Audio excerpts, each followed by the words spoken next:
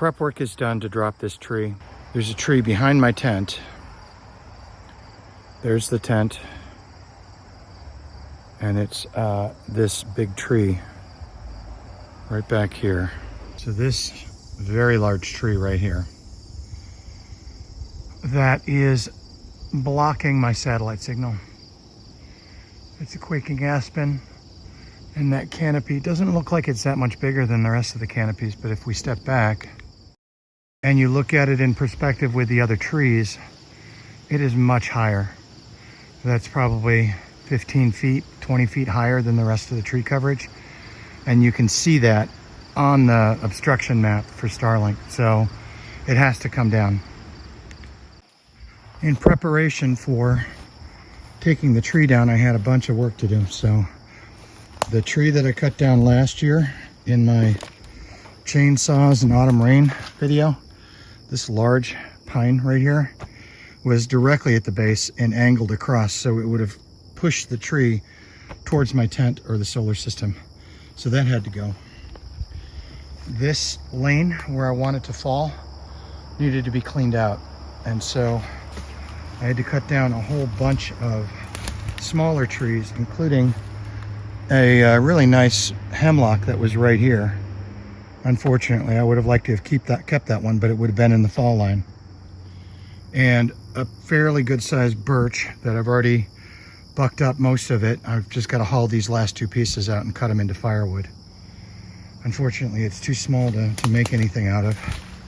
But this lane right here is where I want to fell the tree, directly down through here. It's likely going to hang up at the end there. I'm hoping that we don't have any damage to any other systems, but I have to get it out of the way so that my satellite will work. My download speeds, as you saw in the video, are actually not bad. You know, between 300 and 400 megs a second, but the upload speeds are just terrible. The upload speeds on the Starlink just can't handle it, and it always says it's obstruction, and it's always when it's windy and the leaves on this quaking aspen are shaking around. I suspect what's happening is that Starlink is pretty good at memorizing the tree maps of the areas surrounding you, as long as the trees don't move. Pine trees, they blow around a little bit, but the needles are thin and don't provide a lot of coverage. That, however, when that moves, it's like a different tree every second. And so the Starlink just can't figure it out. So unfortunately, it's a super healthy tree, but it's got to come down. Now, aspen, I've heard mixed reviews on aspen wood. Some say it's got a really clear, tight grain like a birch. Some say it's got a lot of bark inclusions and it's kind of junk. I don't know, but this is straight as an arrow for the first, I don't know, 50 or 60 feet. No limbs or anything. So as long as the tree is healthy, there should be some good milling wood in there. And I think I'm gonna try and borrow my friend Doug's chainsaw mill and cut this up into 10 or 12 foot lengths and see if I can get some nice boards out of it. Okay, so we're down to the last bitter end of this job, hopefully. Got a cable hooked up. That cable is set up to pull the tree, hopefully, down this alley that I cut. We've looped around a big tree on that end, and then the cable comes back around down the hill and onto the frame of my friend's truck here. The tree is down. I tried to record it, it did not record. I used a big open face cut that was about a third of the way into the tree, then a plunge cut to leave a hinge wood, and then I drove some wedges through the plunge to actually make sure that it was going to lever down, and then I cut the back and it dropped. It did not drop exactly where I wanted it to go. I'll show you that, you know, in the interest of full disclosure. So there is the alleyway that I cut between that tree and the front that I wanted it to go in, and it dropped just outside of that. So it's here. I've been trying to clean it up, but it's a lot. It was a big tree. So I'm gonna have to call it quits for the night soon, but I got a lot of the limb wood and top, not the top yet, but limb wood cut. The interesting bits that have cool forks and stuff in them, like these, I'm saving. I may be able to figure out a project for these.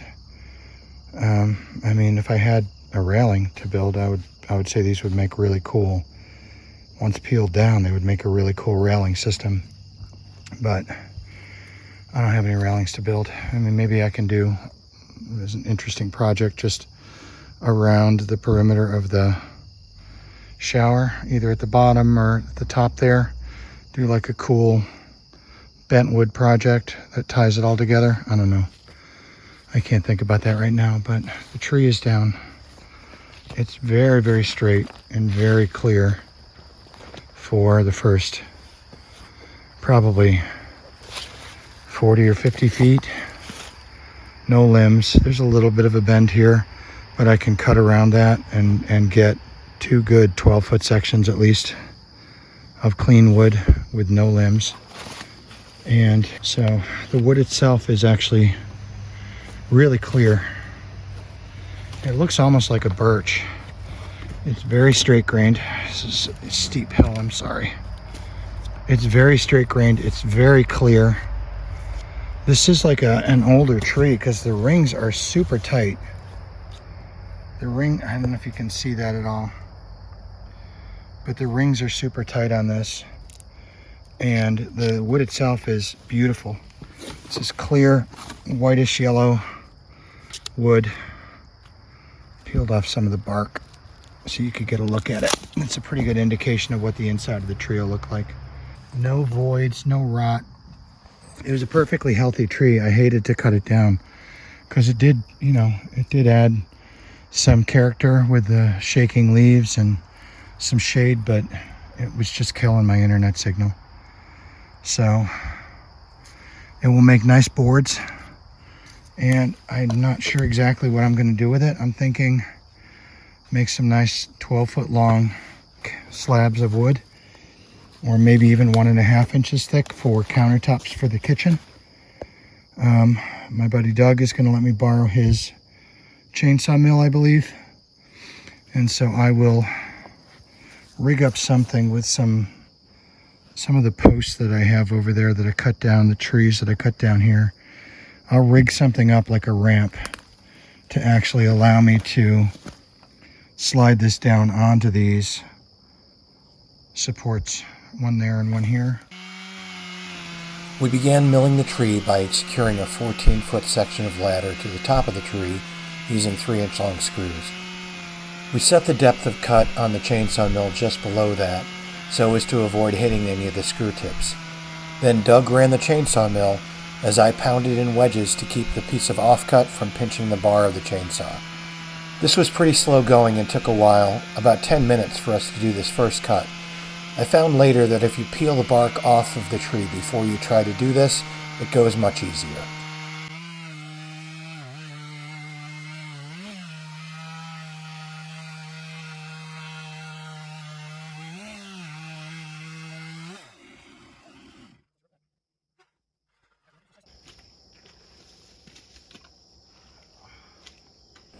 I'd wanted to try chainsaw milling myself, and after using Doug's chainsaw mill, I thought it would be a good idea to pick one up for myself. The first cut in chainsaw milling is used to cut the round off the top of the tree and get you a flat surface to set the mill on.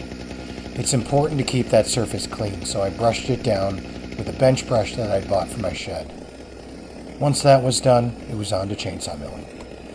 I'm using a Husqvarna 455 Rancher here in my mill, and it's a little underpowered for the job, especially for a log this size. The tree at the base was almost the entire length of the bar, and so it took me a while to get through it. Subsequent cuts were a little bit better as the log size decreased, but it did the job. Chainsaw milling is a series of cuts and then driving in wedges to wedge open that gap and then cutting some more. Rinse, lather, repeat.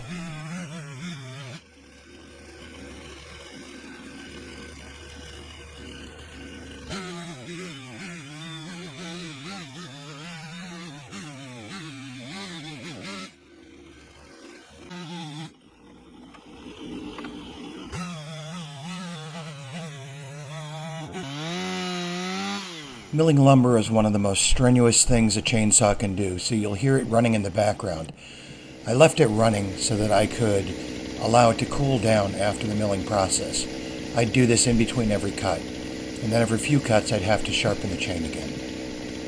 It's a long and arduous process, but you get some beautiful wood from it, as shown here. I finished slabbing up the first tree section and then moved on to the next and the next. Each time I struggled moving these large logs by myself. This log is heavy. It's at least 500 or 600 pounds, probably closer to 1,000 pounds. And I've been able to move it using levers and rollers and stuff to get it to this point. But the problem is I need to move it down the hill and I can't be behind it. If I'm behind it, the chances are if I'm pushing it, it's just going to roll and plow through everything right in front of it. So I need to be able to bring it towards me from this side. So what I've done, and this is the theory, I've never done this before. I've got a stick here. I'm gonna get another couple of these. I'm gonna drive them down into the ground as a temporary stop to help me stop the log across the width of the log here. I've wrapped this cord in a clockwise fashion around the log, and it's secured with a carabiner. So I'm thinking, let's test the theory. I can pull on it, and yeah, you can see how it's starting to roll. So I'll be able to pull it towards me from here. It will gradually unroll, and then between my feet and hands and the sticks that I'm going to be driving into the ground here, the posts I'm going to drive into the ground, it should stop it right here.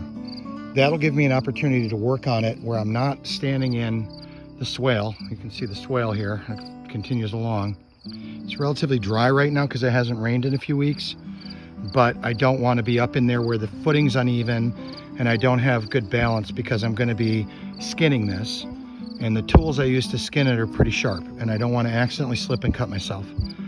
So I need to roll it forward, stop it here at the edge of the hill. That should give me a chance to skin it, and then I'll figure out how to get it up onto my log bunks that I'm going to use to mill it. This one, I'm done. I could mill maybe a small piece of wood out of it, but honestly, it's much thicker at this end than it is at that end, so I probably wind up having to lose half of that. That gives me a 5-foot long board. I can't really do anything with that. So I think I'm going to cut it where it starts to dramatically narrow right about there, and then this is going to be a half log bench for the fire pit.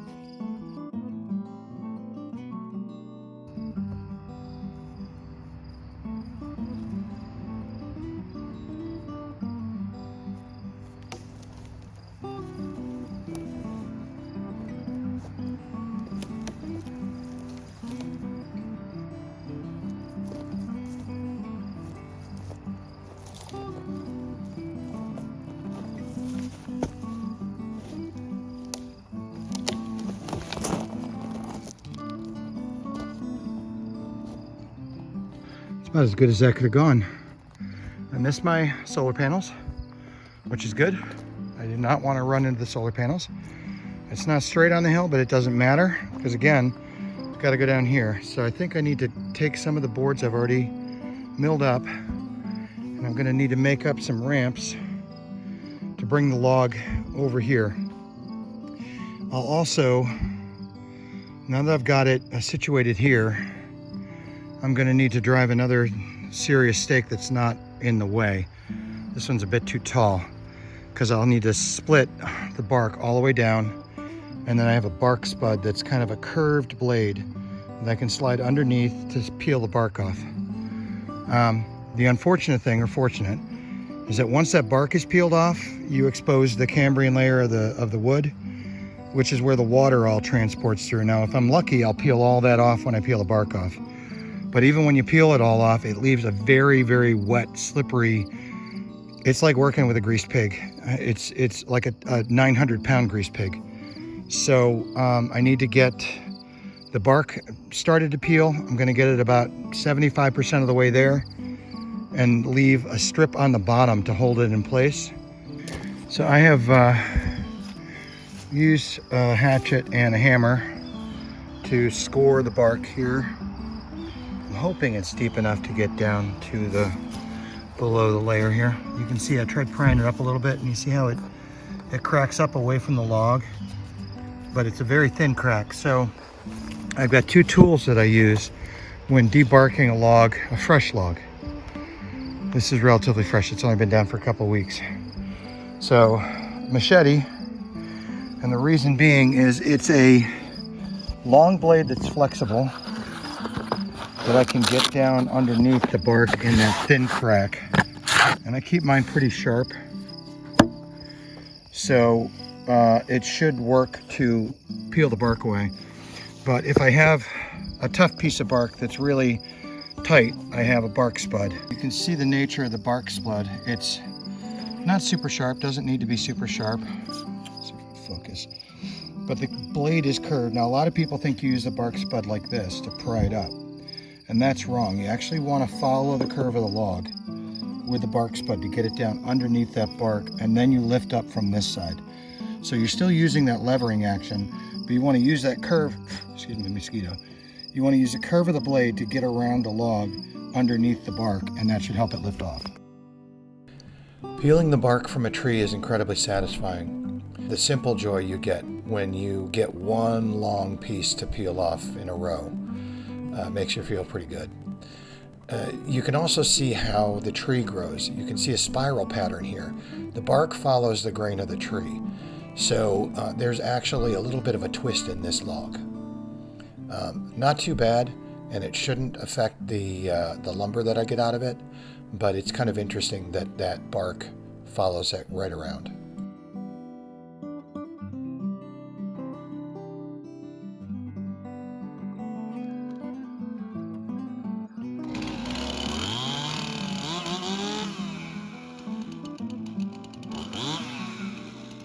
You can see me here sizing up this log and marking off where I want the bench to end. I'll then cut the remainder of the log up into 12 or 16-inch chunks that I can use for firewood. Being so straight-grained, this wood splits incredibly easy. You just wave a hatchet near it and it jumps apart, which is great. I was working my full-time job during the day, and then after work, coming back and doing these types of projects. So you can see it's starting to get dark here. Most days I would work until 8:30 at night. As I got closer to the fall season, that stop time would get pushed earlier and earlier as the light would fail.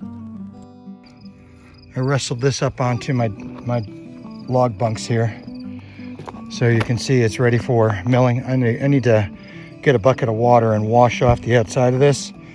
That dirt on the outside of the log will, and on that end as well, will dull a chain faster than anything. But that's it. That's what it takes to peel a log. The elapsed time on that time lapse was probably about 20 to 25 minutes. Maybe not that long. It seemed like 20 to 25 minutes. Sometimes you get good chunks, especially if you just cut the tree down, like literally cut it down and peel it the same day. The bark will come off in large sheets. But if it's been sitting for a while, hold on, geese.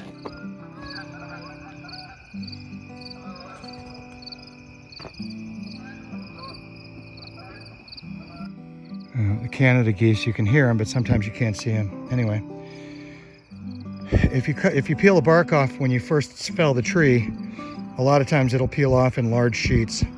That was not the case today. All these little strings in the Cambrian layer start to dry out, and as they dry out, they tighten up, and half of them will stick to the log and half of them will stick to the inside of the bark, and you're fighting them the whole time.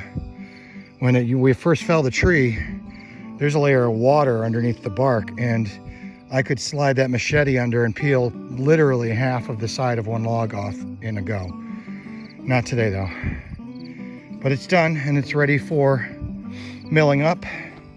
You can see it's a sizable log. It's probably, I don't know, 10 inches, 10, 12 inches at the very center point. I'm gonna lose about 2 inches, 2.5 inches off the top,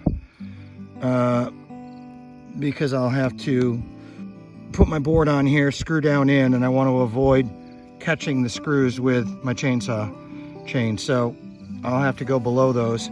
I might be able to get it down to 1.5 inches or 1.75 inches. That'll give me a flat spot to run the mill on. You saw that in the previous video cuts. And then I should be able to get maybe 3 2x slabs out of it, which I'm then going to mill down into 2x6s or 2x4s, whatever I can get out of them. So construction lumber anyway.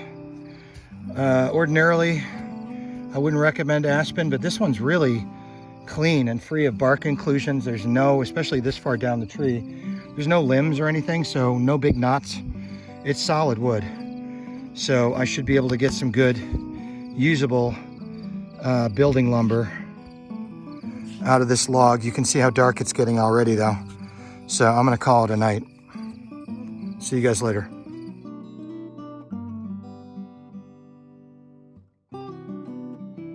I continued to mill up the logs and make lumber. To me, there's something very satisfying about this process. To take something that would ordinarily just get turned into firewood and make it into something that you can then build a project from. I'd use these logs and these slabs to build the kitchen countertop in my off-grid kitchen. That'll be a different video. But you can see here how quickly and easily you can turn something that was once a nuisance blocking your internet into something beautiful. Once I'd secured a few slabs from the log, I needed to square up one edge, especially if I was going to make these into countertops. I'd need some way of butting them up against each other in order to make a nice wide countertop in the kitchen.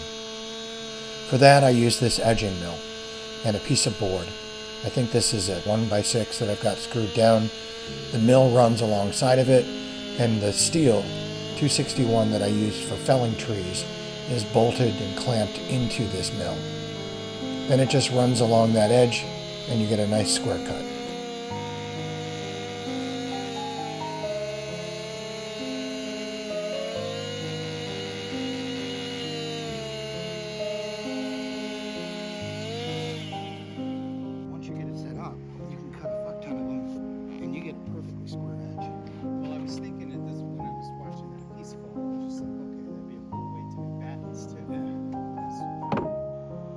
Finishing the board starts with an electric hand planer.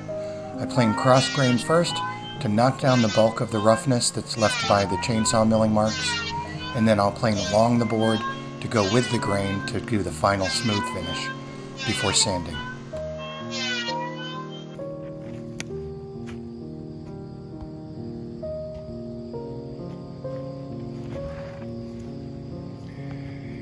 So once it's planed, it's got a really nice tight grain.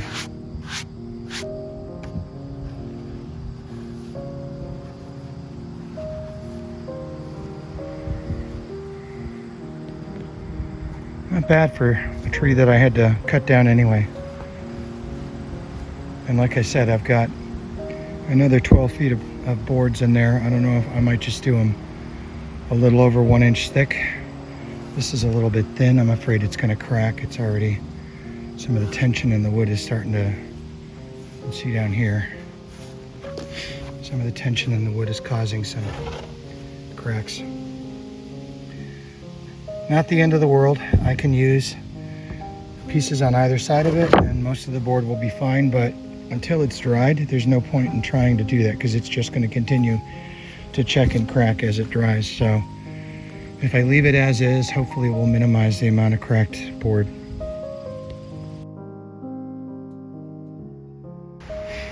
Okay, so here's the original slab I made that I've spent a little bit of time planing it needs some more work. This is the bottom. I was just testing to see whether the planer would get through the wet wood, and it does okay. This is the new slab that I just milled up. It's about 2 inches thick. If you can see that, roughly 2 inches thick. Should be a little bit more than 2. I wanted to leave a little more so that I could plane it down and come out just a little under 2 inches.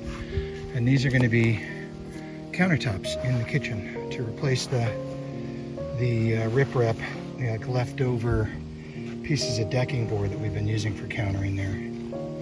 So obviously this is very wet. It just got cut down. So I am going to rig up the kitchen counters so that I can use a few of the existing top pieces, and I will space them out in between the rails and then screw up through so that the screws have a chance to slide as the wood expands and contracts and shrinks, because this will dry out and shrink over the next year. So I'll put them on there and loosely fasten them down with maybe washers and some slots, and then by the time I get back here next spring, I should be able to pull these boards off, just clean them up, and then slap them back down, and they'll be fully dried.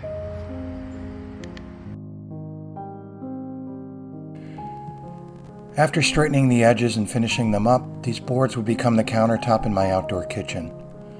They would add beauty and a few extra inches of countertop space, which in a small outdoor kitchen makes a big difference. But that's another video. Thanks for watching, and like and subscribe if you like what you're seeing here. I appreciate all the comments that I've gotten recently. It really helps me to keep going. I want to record everything that I'm doing there just to show people that you can accomplish anything you want if you have the wherewithal and the drive and you have a dream. So please follow along, comment, like, and subscribe, and let me know how I'm doing. Thanks for watching.